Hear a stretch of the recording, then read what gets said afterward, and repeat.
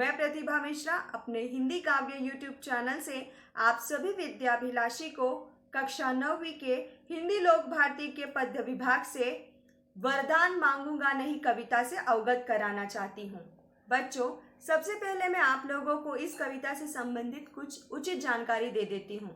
बच्चों, वरदान मांगूंगा नहीं इस कविता में कवि कहते हैं कि जीवन एक महासंग्राम है। हमें इस जीवन रूपी महासंग्राम का सामना करने के लिए सदैव तैयार रहना चाहिए। कवि विपरीत परिस्थितियों में भी कर्तव्य पथ पर अडिग रहने की सलाह देते हैं। कवि जीवन में आने वाले संघर्षों को अपने आत्मविश्वास, प्रयास व परिश्रम द्वारा दूर करने की सलाह देते हैं। तो बच्चों, मैं यहाँ पर आप लोगों को कवि परिचय व पद्य परिचय से संबंधित कुछ और अंश बता देती हूँ। बच्चों, जन कवि शिवमंगल सिंह सुमन जी प्रगतिवादी कविता के स्तंभ कवि थे। उनकी कविताओं में जन कल्याण, प्रेम, रचनात्मक विद्रोह के स्वर मुख्य रूप से मुखरित हुए हैं। वे अपने समय के सामूहिक चेतना के संरक्षक के रूप में कार्यरत हैं। बच्चों, स्वर, पद और ताली से युक्त गीत हिंदी साहित्य की महत्वपूर्ण विधाओं में से एक है। इसमें गेयता होती है। गीत मनुष्य मात्र की भाषा है। गीतों के माध्यम से मानव जीवन में ऊर्जा एवं ताजगी का संचार होता है।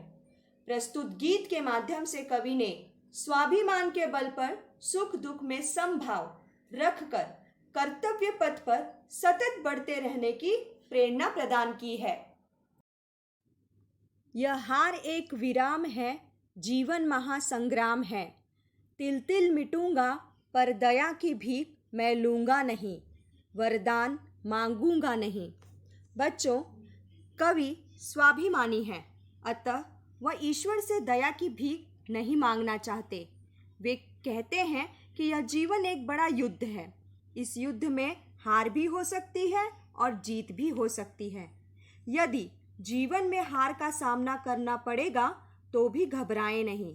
वे कहते हैं कि जीवन में मिली हार बहुत दिन तक ठहरती नहीं, अतः जीवन रूपी महासंग्राम में आने वाले दुख एवं संघर्षों से वह भयभीत नहीं होंगे। वह तिल तिल मिटेंगे, अर्थात जब तक शरीर में प्राण है तब तक वह संघर्षों का सामना करेंगे, परंतु संघर्षों से बाहर निकलने के लिए वह ईश्वर से दया की भीख कदापि नहीं मांगेंगे। वे कहते हैं कि मैं ईश्वर से कभी वरदान नहीं मांगूंगा। स्मृति सुखद प्रहरों के लिए, अपने खंडहरों के लिए, यह जान लो मैं विश्व की संपत्ति चाहूंगा नहीं, वरदान मांगूंगा नहीं।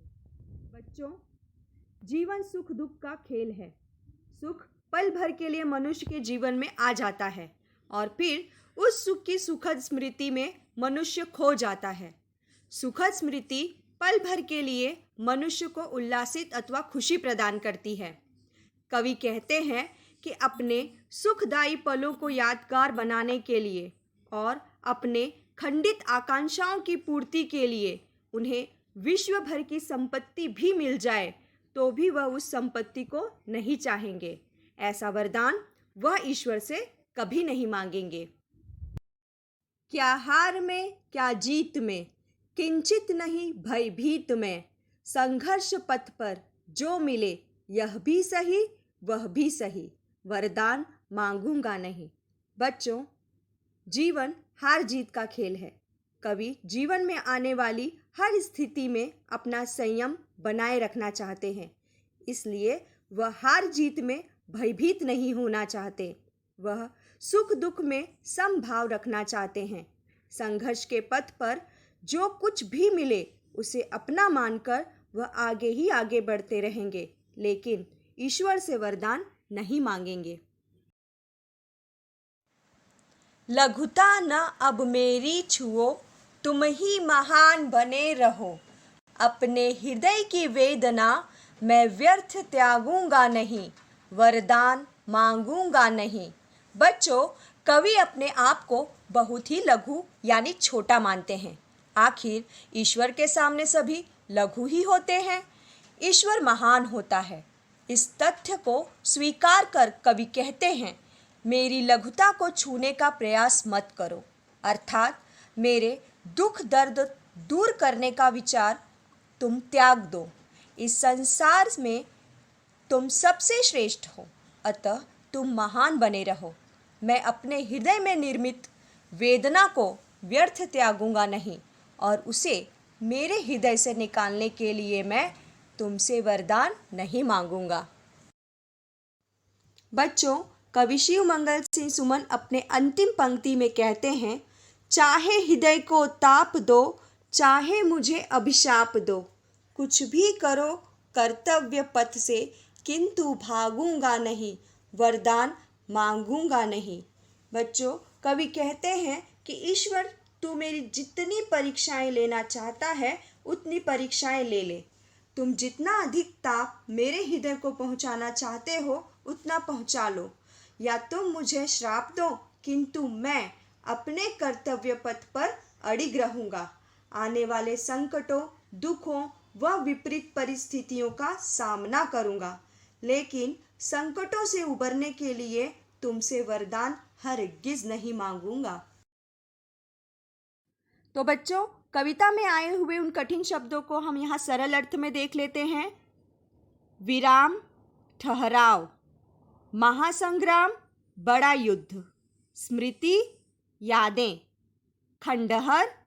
बच्चों, यहाँ खंडित आकांक्षा का अर्थ है।